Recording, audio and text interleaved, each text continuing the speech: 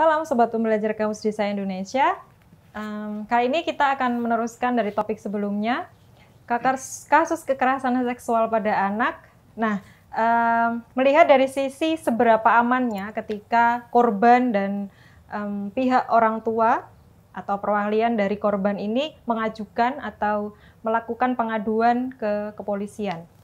Nah, dari beberapa kasus yang ada nih Mbak Oyi, sebenarnya seberapa amankah sih kalau saya bilang nama baik ya, bukan nama baik apa ya, perlindungan korban dan keluarganya jika mengadukan kasus kekerasan seksualnya ke polisi, ke pihak terkait. Sekarang kan sudah ada undang-undang perlindungan saksi ya, dan korban, jadi aman sih, cenderung aman. Yang tidak aman itu kan ketika pelakunya itu orang-orang yang memang punya uang, kemudian punya jabatan, atau mungkin orang tuanya siapa ketika pelakunya anak, itu yang kemudian menjadi tidak aman. Kenapa? Karena pasti ada intimidasi ke keluarga, kemudian ada ancaman, begitu pasti. Gitu. Termasuk ke lembaga layanan juga begitu. Kita juga ada ancaman juga. Sama, kita juga rentan diancam oleh keluarga pelaku juga gitu. Apalagi ketika proses sidang itu juga rentan. Cuman yang memang sebenarnya aman. Jadi kita bisa berkomunikasi dengan RT RW setempat. Jadi ketika mohon diamankan lah, ini kan korban begitu. Jadi memang harus begitu, harus berkomunikasi dengan RT RW setempat untuk memberikan jaminan keamanan ke anak ini. Jadi kalau ada apa-apa bisa langsung lapor ke Polsek, begitu. Harus kalau kasus kekerasan terhadap anak itu memang apalagi kekerasan seksual itu ya harus dilaporkan, karena bukan aduan ya, tapi kan ini pidana begitu. Jadi kalau misalnya orang tua tidak mau melapor, ya orang lain bisa melaporkan, karena ini anak-anak. Karena anak-anak, memang harus dilaporkan. Ya harus dilaporkan dalam proses. Kecuali tidak diproses itu kecuali dicabut, begitu. Tapi dicabut aja banyak yang masih proses lanjut kalau kasusnya anak-anak itu. Jadi masih dicabut, kalau nggak ada SP3 keluar. Ya tetap sampai putusan, sampai sidang putusan. Kalau itu tidak dicabut ya? Kalau tidak dicabut. Ada yang sudah kita dicabut aja begitu. Ada yang begitu tetapi masih diproses, itu juga ada. Jadi tergantung tergantung Polresnya masing-masing. Tapi sebenarnya itu memang ada perlindungan tersendiri ya bagi korban. Ada perlindungan. Makanya kenapa sih ada rumah aman itu? Nah, itu salah satunya adalah untuk melindungi korban. Karena ya rumah aman ini ya digunakan untuk selama proses itu ya anak ini harus aman gitu. Anak dibawa kemana ya? Dibawa ke shelter atau dibawa ke tempat yang memang nanti di luar jangkauannya keluarga pelaku. Tapi juga tidak semua keluarga pelaku melakukan intimidasi ya, tidak semuanya begitu. Tapi ada beberapa yang memang pressure lah ke korban, cabut begitu, banyak gitu. Semuanya sampai ada nih lembaga yang kemudian istilahnya bukan sharing atau share di medsos soalnya. Nah itu ada pidananya nggak sebenarnya, atau mungkin ada hukuman tersendiri tidak? Korban? Nggak, maksudnya untuk lembaga. Nah, sebenarnya ada lembaga yang kemudian secara tidak sengaja nih, atau mungkin sengaja untuk mencuatkan kasus itu dan sehingga identitas gitu. Identitas korban nggak boleh sih kalau di Undang-Undang Perlindungan Anak ya, di undang-undang kan kita tidak boleh memang. Pokoknya anak itu kan inisial ya. Kalau di kasus, makanya kenapa sih Mawar Melati gitu kan kalau di koran itu ya.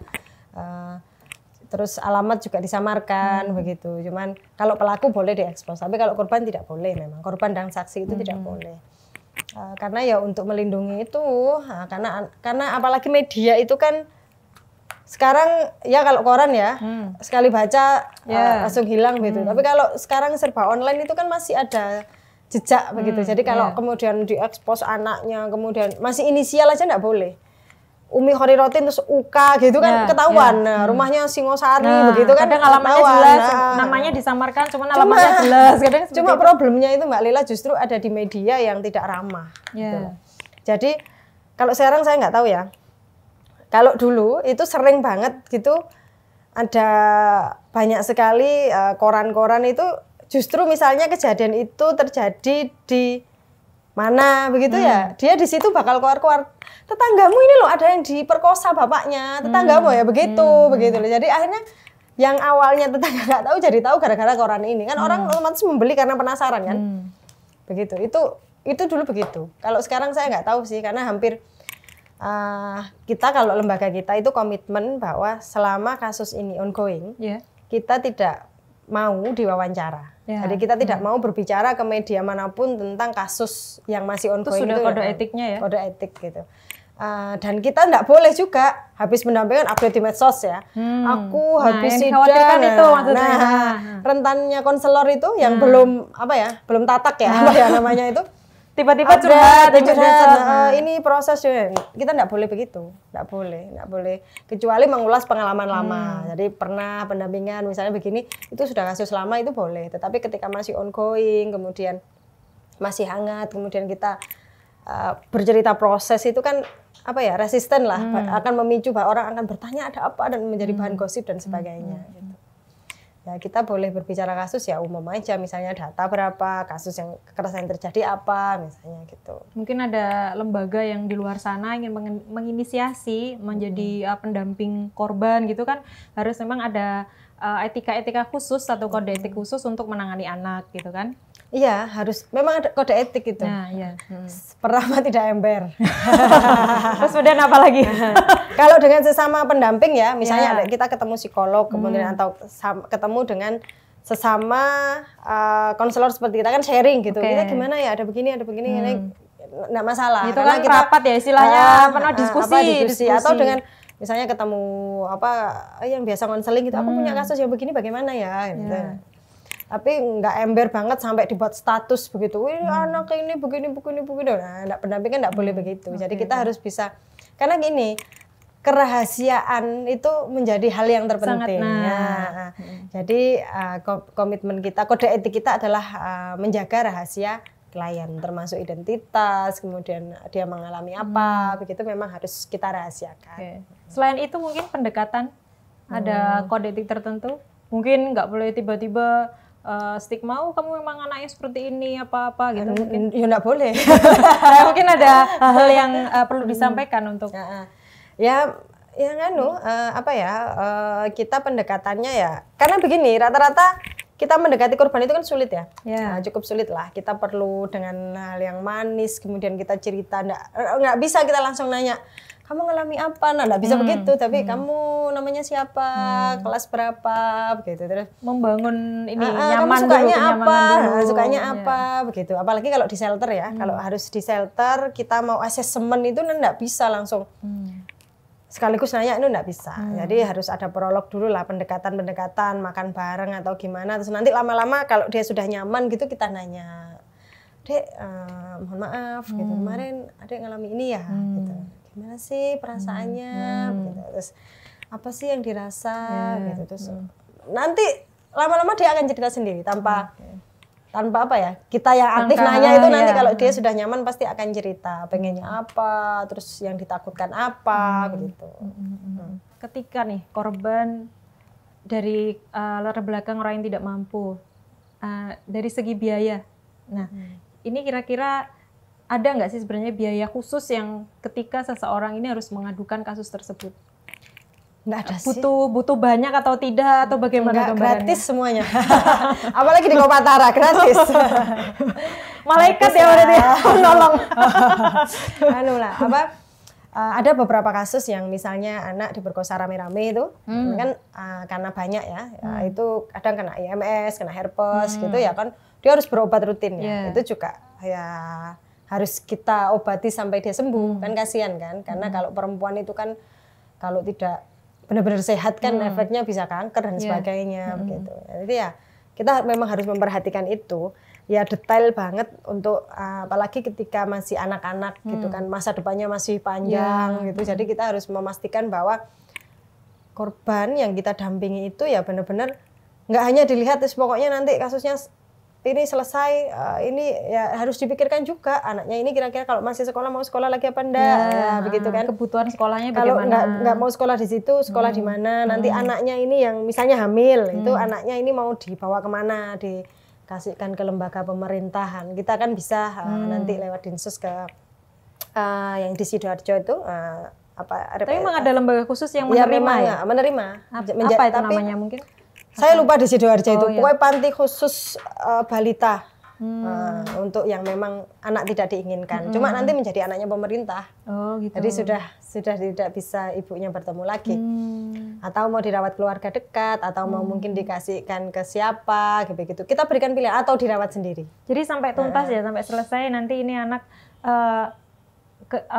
selanjutnya di mana gitu juga tetap dipikirkan. Misalnya kalau dikasihkan ke orang pun ya harus dipastikan orang ini bener apa enggak. Takutnya orang nggak mampu dan kan malah kasihan ya nanti ya kesehatannya dan sebagainya. Jadi ya harus yang merawat itu ya harus yang baik gitu. Biasanya kita ketemu dulu memang dengan yang mau merawat anaknya anak ini gitu. Atau dirawat sendiri begitu sama mbahnya, sama ibunya gitu. Ya pokoknya tergantung, kita tidak memaksa, kita memberikan pilihan sih, kita memberikan pilihan. Terus misalnya dia mau sekolah lagi ya enggak masalah, kita bantu. Ada juga beberapa klien kita yang sudah habis melahirkan gitu, terus pede, Bu aku masih mau sekolah gitu, senang sekali kan, ya kita bantu cari sekolah. Nah ada nggak pernah kasus penolakan ya, mungkin kita niatnya nolong ya, tapi mereka menolak kehadiran kita yang sebenarnya ingin menolong itu. Ya, karena rata-rata yang minta bantuan ke kita sudah memang butuh bantuan sih. Maksudnya, atau mungkin dari pihak pelakunya gitu. Kasus-kasus penolakan yang sampai bikin berat gitu untuk lembaga. Yang paling berat itu ketika begini, orang tua, justru orang tua. Kalau anaknya kan ya. Anak itu sebenarnya kan gampang sulit ya didekati. Kalau sudah sangat dekat dengan kita itu kan akan tergantung dengan kita kan. Akhirnya curhat ke kita terus begitu. Justru yang kadang sulit itu orang tua. Kita tidak bisa mengendalikan. Kadang begini, kita sudah ngotot. Anaknya kita sudah ngotot, sudah proses BAP selesai, konfrontir, tinggal pelimpahan yang P21 ke jaksa itu. Ternyata tiba-tiba orang tua berubah pikiran, nyabut karena entah intervensi dari luar atau apa begitu. Atau yang tiba-tiba sudah kita tangani serius-serius, ternyata tiba-tiba dia menghilang dengan orang tuanya. Pernah begitu, jadi tiba-tiba nggak ada begitu. Jadi seharusnya seperti apa? Sebagai pihak yang harusnya kalau orang tua ya sampai kasusnya anaknya selesai kan, mendampingi sampai tuntas gitu ya. Iya, karena peran yang paling penting itu kan justru orang tua. Kita itu kan orang lain. Kita itu orang lain yang memang membantu begitu, ingin membantu gitu. Jadi peran yang yang penting itu justru orang tua lah. Ketika orang tua kemudian sudah dalam proses panjang ini tiba-tiba menghilang dan kita tidak tahu itu di mana, begitu kan menjadi susah kan. Anak pasti kan akan berpikir bahwa aku kemarin tuh mengalami begini, banyak orang yang terlibat. Apalagi polisi, psikolog, konselor yang mungkin ada orang lain juga yang berkali-kali tanya, kemudian dia dibawa lari begitu saja oleh orang tuanya dan ya sudah selesai. Ya kan kita malah nggak tahu bagaimana kan, otomatis anak kan berpikir terus kemarin itu apa begitu kan. Ya kan begitulah, nggak mungkin kan terus tiba-tiba kasusnya berhenti karena ya orang tua lah yang pasti, yang banyak justru yang menjadi penghambat itu ya orang tua sendiri. Ternyata tidak yakin kemudian melanjutkan kasus ini atau tidak. Oke. Nah kalau dari lembaga Mbak Oyi sendiri, ada dukungan dari pemerintah itu kira-kira seperti apa? Atau mungkin ini nanti saran dari Mbak Oyi nih untuk pemerintah daerah untuk mendukung seperti apa yang dilakukan oleh lembaganya Mbak Oyi ini. Ya kita berharap sih pemerintah proaktif ya, tidak hanya tuntutan harus layak anak, kabupaten layak anak itu kemudian formalitas saja mendirikan lembaga ini itu, tetapi layanannya tidak bagus, tidak maksimal. Kemudian yang penting ada pengaduan tetapi tidak ada kelanjutannya begitu ya. Kita berharapnya ya proaktif sama seperti kami yang di swasta ini yang anggarannya itu harus nyari sendiri gitu. Ngitung-ngitung nyari-nyari sendiri, kadang patungan-patungan sendiri untuk bisa terus jalan gitu ya. Jalan begitu kan, ya, justru kita tidak banyak pertimbangan lah ya. Kita berharap pemerintah proaktif lah seperti dulu lah. Seperti dulu kita pernah bekerja sama, berjalan bersama, kemudian banyak yang ditangani begitu. Oke. Terakhir nih Mbak Ayu, kalau ada pesan kepada seluruh orang tua nih, untuk menghindari kasus yang seperti ini, mungkin bisa disampaikan. Ya, yang pasti ya jaga kedekatan dengan anak, bekali anak-anak dengan ketahanan diri, khususnya ketahanan tentang pendidikan seksual. Dan mari kita